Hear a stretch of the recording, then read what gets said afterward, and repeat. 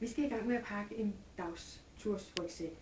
Det er selvfølgelig vigtigt, at vi har selv rygsækken, og med hensyn til rygsækken er det særlig vigtigt, at vi sørger for, at det er en rygsæk med ekstra bæreseler her til hoften, og også heroppe, så vi kan spænde den foran på brystet, så den sidder rigtig godt fast på ryggen. I rygsækken skal vi have forskellige ting. Vi skal have et sideunderlag, en ekstra trøje, et regnslag, et par regnbukser, måske hue eller pandebånd, et tørklæde og vanter, hvis det er rigtig koldt, måske en kasket, en slukket mobiltelefon, vandflasken ned i den ene side her, så vi hurtigt kan komme til den, til i den anden side. Og så er det vigtigt for sådan en rygsæk, at den passer til den person, der skal gå med det. Det er vigtigt, at der er en bæresele her på hoften, og det er vigtigt, at der er en her foran. Så vi får hjælp til at bære rygsækken. Jeg vil lige vise med hensyn til regnbukser. Det er en rigtig god idé at have et par regnbukser, som kan lynes op og ned hele vejen, begge sider, så de er nemme at få af og på, og så er de nemme at få luft til benene, hvis man har brug for det.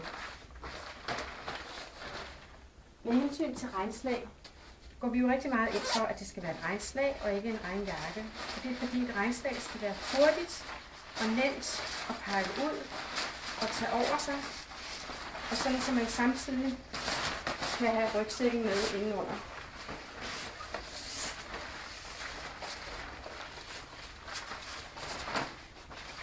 Så hurtigt på og hurtigt af igen, når det bliver tørvejr.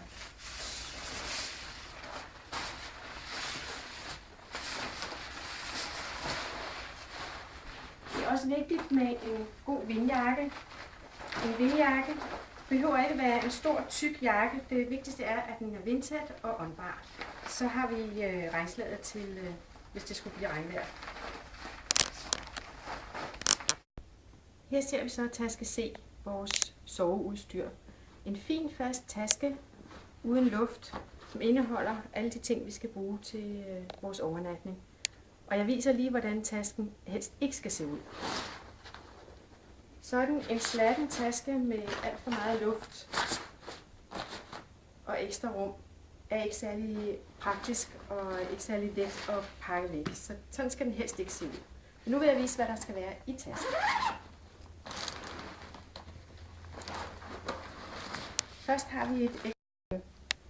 Først har vi et termolæggeunderlag, som kommer ud på skolerne og skal overnatte. Det starter vi med at folde ud. Så skal vi have fat i vores læggeunderlag.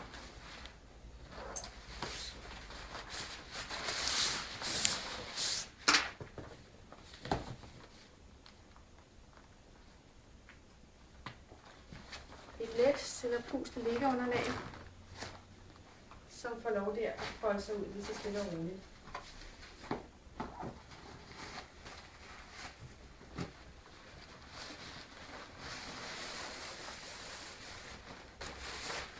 Så har vi en sovepose.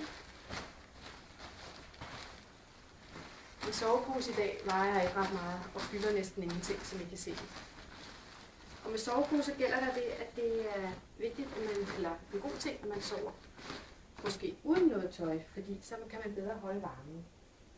Hvis ikke man er til det, så har vi selvfølgelig også vores nattøj med. Måske et lagen, det kan være rart, og måske at have noget under soveposen, så ikke den glider. En anden lille luksusting kan være at tage en lille pudepude med. Man kan købe sådan en lille dun babypude, som man kan bruge som hovedpude. Det er altså rigtig god luksus at have sådan en med. Så er det rart at have et par hjemmesko, når man skal gå omkring på skolen, og vi har stillet de store, snavsede udendørs fodtøj. Og endelig så er der håndklæde, og her er det et særligt mikrofiberhåndklæde, som er hurtigt tørrende. Fås også i de fleste udstyrsforretninger. Så man kan selvfølgelig også bruge et ganske almindeligt frottéhåndklæde. Her sparer man cirka halvdelen i vægt ved sådan et.